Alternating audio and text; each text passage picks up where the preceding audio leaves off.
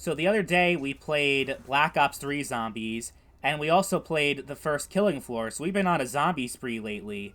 Today is no different. We're going to be talking about Black Ops 2 Zombies in 2025.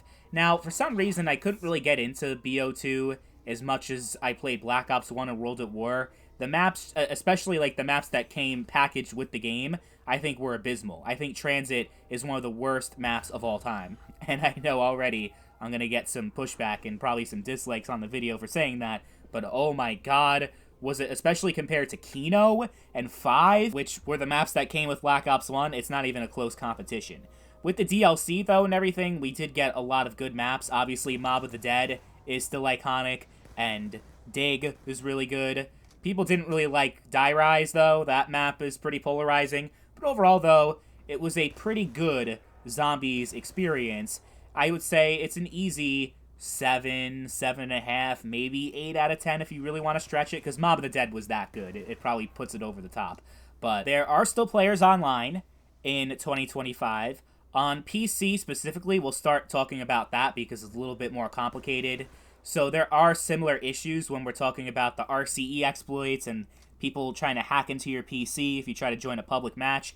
That, yeah, you're better off getting the Plutonium client, which I'm sure a lot of you, if you're a PC player for Call of Duty, you already know what Plutonium is. It's basically a custom server for Black Ops 2 that is unofficial, but it provides a lot more protection, and you'll be less susceptible to attacks on your computer, and it is very safe to play compared to the Steam version.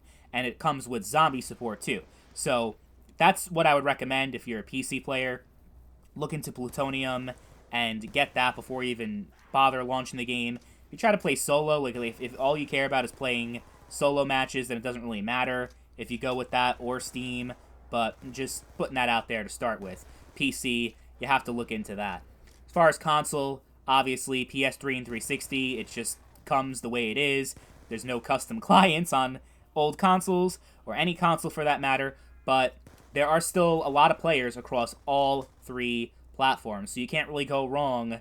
Whatever your preferred preference is, and whatever is more convenient and easier for you, is the one that I would recommend for you to play on. PS3 has a lot of issues, though, when it comes to matchmaking. If you created an account after the name change update in 2017, I believe it was, then you're probably going to have an issue, because with Black Ops 2, for newer PSN accounts, or even a PSN account that never logged into Black Ops 2 prior to the 2017, I think it was actually 2018 name change update, then what happens is your progress does not get saved. Now with zombies, that's no big deal. With multiplayer, though, it obviously is. So keep that in mind if you're trying to play like the entire game. PS3 might be an issue for you. Plus, people have reported their entire PS3 console freezing if they have a newer account, because some issue with the servers. It fucked up like pretty much every older Call of Duty game for the most part. So it's just, I would recommend, it's definitely better to play it on 360 because of the backwards compatibility and everything. So it is pretty convenient for you to play, and there's a lot less issues actually getting into the games and connecting to the server. This gameplay was captured on the Xbox 360, and I was able to get a couple of games. It's definitely not as populated from my experience as Black Ops 3. I mean, that of course not, because Black Ops 3 is considered the greatest zombies ever.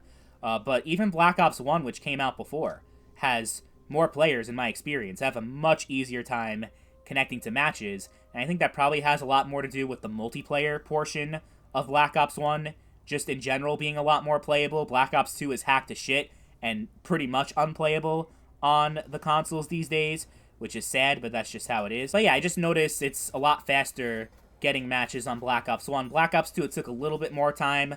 Mob of the Dead is really popular. Nuketown 2025 also has a good amount of players. And surprisingly, Transit as well.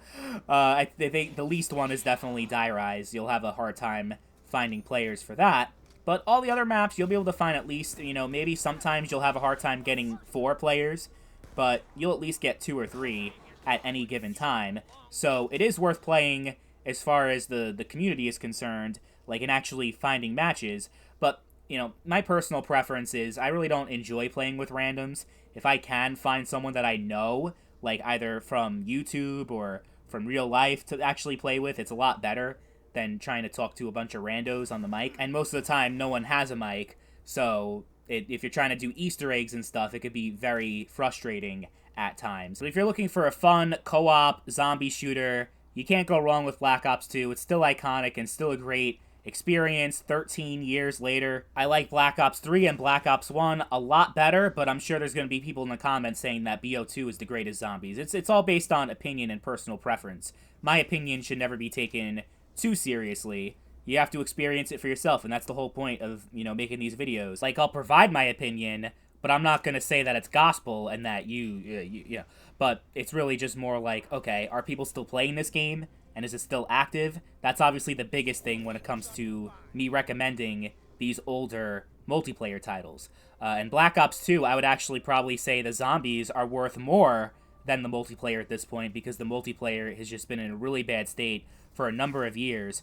And same thing with Black Ops 3, actually. The multiplayer for Black Ops 3 is also hacked to shit and unplayable, but the zombies is still a lot of fun. So that's pretty much where it lies for Black Ops 2 Zombies in 2025. If you love COD Zombies and for some reason never played it, then you definitely should. If you can get the game and the DLC at a really good price, on PC it's a lot easier to not pay for it at all, but I'm not going to help you guys with that. You guys can figure that out if that's the route you want to go, sail the high seas, whatever.